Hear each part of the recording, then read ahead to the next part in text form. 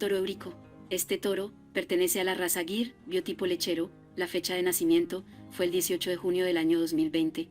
El propietario es Evandro do Carmo Guimaraes. El padre es Jaguar Teo Gaviao y la madre es California FIV Dobasa. Como abuelos paternos tiene a SC Huacay Jaguar y Humidade. Como abuelos maternos a Sea Sansao y Fábrica FIV de Brasilia.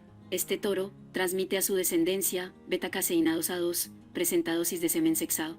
La raza Gir, gracias a sus cualidades especiales y propias, ofrece diversas opciones para poder realizar una selección con funciones bien distinguidas y definidas. La raza Gir se consideró inicialmente como una raza cárnica y luego como lechera. Esto permitió realmente que en la actualidad existan dos tipos de la raza Gur, cuya selección fue en base a su función zootécnica, ya sea desde la leche hasta la carne. Si quieres adquirir la genética de este toro, en la descripción del video te dejaremos los datos de contacto del distribuidor autorizado.